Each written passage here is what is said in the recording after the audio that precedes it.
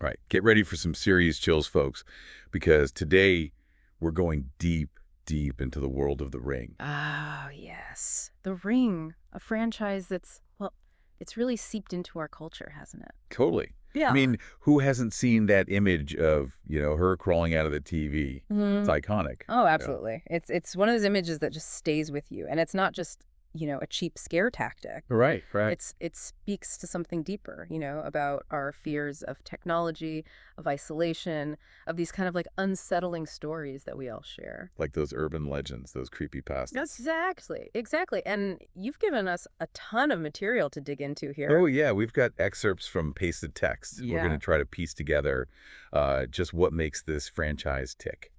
Yeah, it's gonna be fascinating to see how it's evolved. Totally. So before we get ahead of ourselves, Yeah. let's rewind back to the beginning. Right. The Ring, this whole thing, it started with a book. Yeah, yeah. It all began with Koji Suzuki's novel Ringu back in 1991. 1991. Wow. Yeah, and it really introduced the world to Sadako and that whole cursed videotape concept. And like that idea, it's almost like a blueprint for so many horror stories since then. Oh, absolutely. Yeah, the cursed object, the idea that something you encounter can have these deadly consequences. Right. And then of course Suzuki didn't just stop there.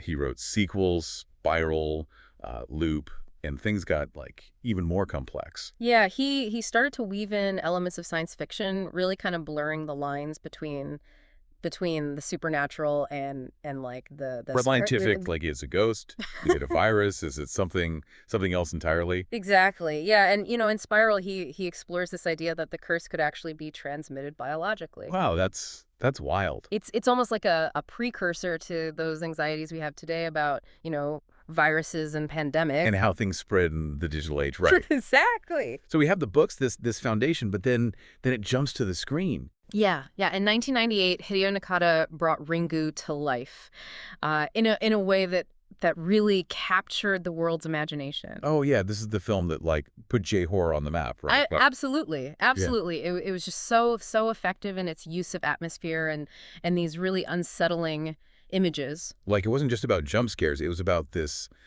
creeping dread that just sort of stayed with you. Yeah, yeah, and Nakaya, he was a master of suggestion, of letting the audience fill in the blanks. Right, it's what you don't see that's often the scariest part. Exactly, exactly. He tapped into those primal fears, the fear of the dark, the fear of the unknown, and he did it in a way that was just masterful. Okay, so we have this terrifying film. It becomes a global sensation. Obviously, they're going to make more. Raisin comes out that same year. But here's the thing. Yeah. It didn't quite hit the same way, did it? No, it didn't. And there are a few reasons for that, I think. Okay, what do you think happened there? Well, Rasen tried to adapt the plot of Spiral, Suzuki's sequel, which, as we talked about, had that whole scientific angle. Right, the virus thing. Yeah, exactly. And I think by focusing so much on the scientific explanation, Rasen lost some of that mystery, that ambiguity that made Ringu so effective. It's like trying to explain a joke. Yeah. Once you dissect it, it loses its power. Exactly, exactly. And the filmmakers seem to realize this because Yeah. in 1999 they released Ringu 2, which was a more direct sequel to Nakata's film. This one felt more like a continuation of the story, of the psychological impact of the curse. Yeah, yeah. And then there was Ringu 0, Birthday. Oh, yeah, the prequel. Yeah, which took us back to Sadako's life before she became this vengeful spirit. Like we see the origins of the storm. Exactly. Yeah, we see the tragedy, the pain, the rage that ultimately led to her transformation. It's like they were giving us a glimpse into the human side of this iconic Yeah, monster. yeah. Now, all of this is happening in Japan, but the rest of the world is about to get a taste of the Ring's terror. That's right. That's right. Hollywood's about to step in, Oh boy. and things are going to get interesting. Yeah, that's a whole other can of worms. We'll save that for next time. All right, sounds good. Stay tuned, folks. Things are about to get really creepy. I can't wait. All right, so we left off with the Ring's curse spreading beyond Japan. Yeah, making its way across the Pacific. Exactly, right, to Hollywood. And 2002, we got The American The Ring. Directed by Gore Verbinski. That's the one, yeah. And it really took off, didn't it? Huge hit. I mean, it introduced a whole new audience to this story, this world of curt videotapes and vengeful spirits. Yeah, it's fascinating how they kept the core elements, the tape, the 7 days. Right, the creepy well. Exactly, but they gave it this American spin, Yeah. shifting the visuals, the tone. It's interesting, like you watch them back to back, the Japanese Ringu and the American The Ring. Yeah. Both scary, but in different ways. Totally, yeah. Like the Japanese version, it's almost like you're watching a documentary. It's raw, it's gritty. Right, right. Whereas the American one, it's more polished. More Hollywood. Which isn't to say it's not effective. Oh no, absolutely. It's terrifying in its own right. Yeah, but it's like they're speaking different languages of fear. I like that. Different languages of fear. Yeah, yeah, and it makes you wonder if something gets lost in translation or if they're just tapping into different cultural anxieties. Right, like maybe what scares a Japanese audience isn't the same as what scares an American audience. Exactly, and you can see that in the way they use certain images, like the well, for instance. Yeah. In the Japanese version, it's more symbolic. It's like this portal to the underworld, whereas in the American version, it's much more literal. Wow. It's a place of confinement, a place of darkness. And that makes sense, right? I mean, each film is a product of its time, its culture. Totally, yeah. Like the Japanese Ringu, it came out during a time of economic uncertainty, Right. technological anxieties, and then the American The Ring. It arrived in the post 9/11 world where people were dealing with this whole new set of fears. The fear of the unseen, the fear of things that could just come out of nowhere and disrupt our lives. Exactly. So both films are tapping into these deep-seated anxieties, but in ways that are specific to their cultural context. That's really interesting. It's like they're using the same basic story to explore these universal themes, but through different lenses. Okay, so The American The Ring, it's a hit. It spawns a sequel. The Ring 2, 2005. Yeah, Verbinski came back to direct that one too. And this time, Samara, or Sadako in the Japanese version, her focus shifts to Aiden, Rachel's son. Yeah, it's almost like she's trying to be reborn, To find a new vessel. Exactly, yeah, and it raises all these questions about motherhood, about possession, about the lengths a parent will go to protect their child. Right, and those boundaries, the lines between love and obsession, they get really blurry. Yeah, it's really unsettling, the way Samara's her desire to be reborn kind of warps this maternal instinct. Right, and it's not just about protecting your child, it's about controlling them almost. Yeah. There's this sense that Samara wants to subsume Aiden, to make him a part of her. Okay, now we got to talk about rings. Oh yeah, Because they're trying to bring the ring into the digital age. Viral videos, online challenges. Yeah. It was definitely an attempt to modernize the story, to tap into those contemporary anxieties about the internet, about social media. But it didn't really work, did it? No, it didn't quite capture the same magic as the earlier films. It felt, I don't know, like it was trying too hard. Yeah. It was relying on those familiar tropes, jump scares, loud noises. It lost that sense of creeping dread, that psychological tension that made the original so effective. Maybe the curse just doesn't translate as well to the digital world, Yeah, maybe there's something about those old technologies, those grainy VHS tapes, Right. those flickering television screens that just lend themselves to horror in a way that the internet doesn't. It's like the digital age has kind of desensitized us to certain fears. Maybe that's it. Yeah.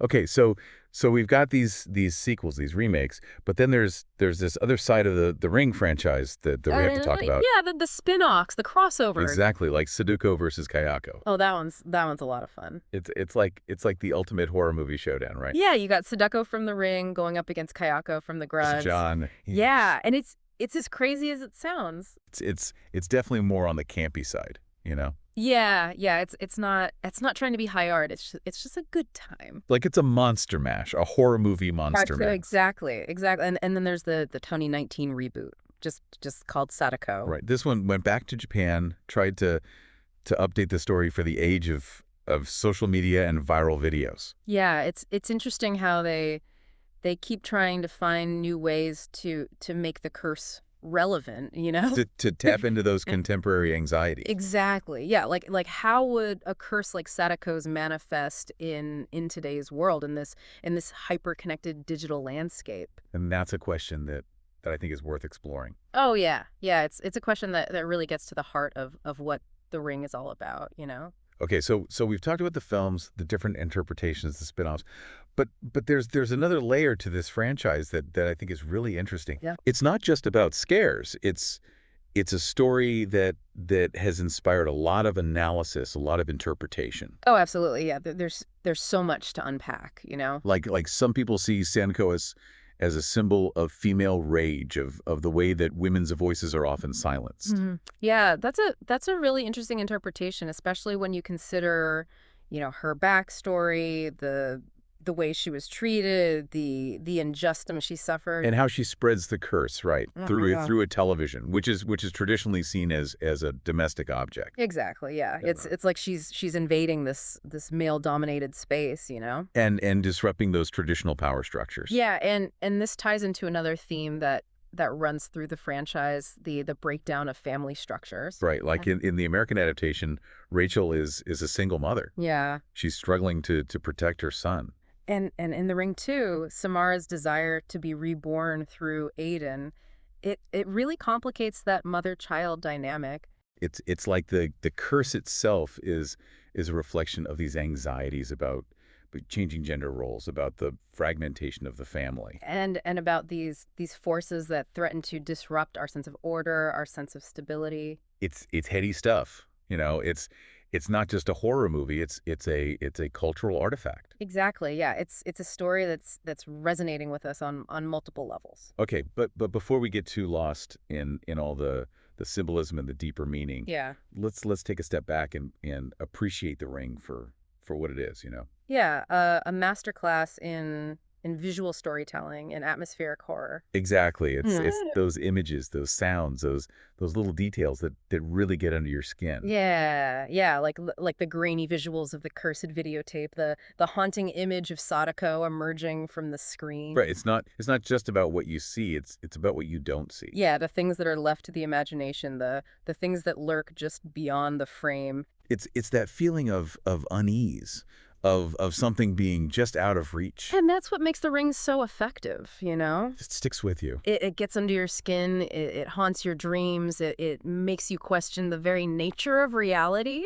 Okay, so we focused a lot on the Japanese and American films, but The Ring hasn't just stayed there, you know. It's spread its tendrils all over the world. Oh yeah. Yeah, it's a global phenomenon now. We've got adaptations in South Korea, stage productions, manga series, video games, even a television series. It's like that cursed videotape. It keeps replicating, finding new ways to spread its terror. Exactly. Yeah. And each adaptation brings something new to the table. You know, it reflects the cultural anxieties, the storytelling traditions of its respective country. Like take the South Korean adaptation, The Ring Virus, for instance. Oh yeah. They kept the basic premise, but they delved deeper into the psychology of the characters. Yeah, and they incorporated elements of Korean folklore. So it's not just a straight remake, it's a reimagining. Exactly. Yeah, it's taking that core story and finding new ways to tell it, new ways to scare us. And that's what makes The Ring so fascinating. You know, Yeah. it's a story that can be told and retold in countless ways, and it always seems to find an audience.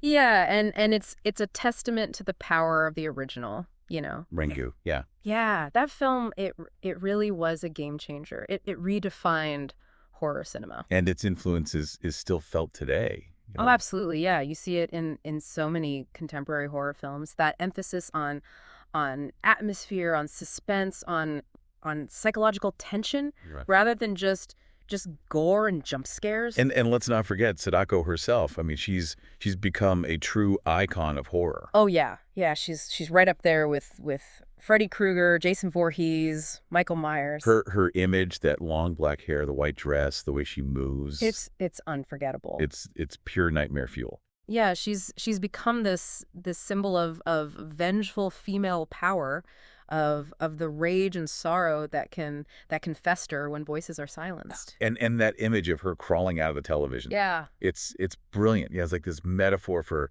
the way the technology can blur the lines between reality and the supernatural. And the way that the things we create can come back to haunt us. It's a reminder that there are forces in this world that we can't control, Yeah. mysteries that we may never fully understand. And that's a pretty scary thought, isn't it? It is, it is. And speaking of scary thoughts, we've been dancing around this big question. Yeah. What is it about the ring that makes it so enduring? Why does this story, even decades after it first appeared, continue to captivate and terrify audiences worldwide? It really is the question, isn't it? What gives this franchise such staying power?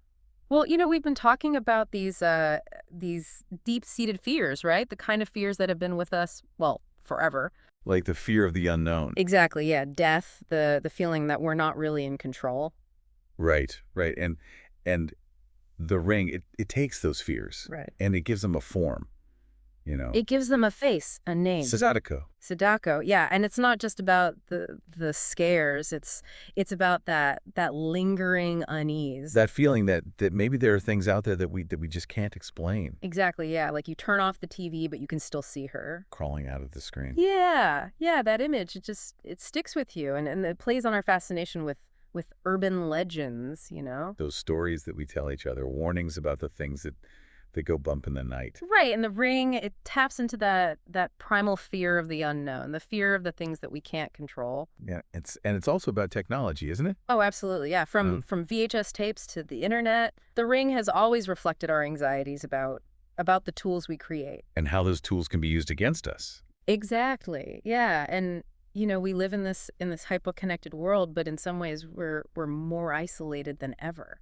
And information spreads so fast. It's overwhelming. It's hard to know what's real and what's not. And that's where the ring comes in. It plays on that uncertainty, that fear of losing control. Yeah, it's like a warning about the dark side of progress. Every new technology, every new advancement, it comes with a shadow. Exactly. Yeah. There's always a potential for misuse, for unintended consequences. And speaking of influence, I mean, we can't talk about The Ring without acknowledging its impact on the horror genre as a whole. Oh, no, absolutely, Ringu. It was a game changer. It showed the world that horror could be more than just, blood and guts. Yeah, it could be atmospheric, it could be psychological, it could be truly unsettling. And that influence is still felt today. Yeah. So many modern horror films, they owe a debt to Ringu. Oh, absolutely, yeah. Yeah, the emphasis on atmosphere, on slow burn suspense, on those lingering images that stay with you. And Sadako herself, I mean, she's become an icon.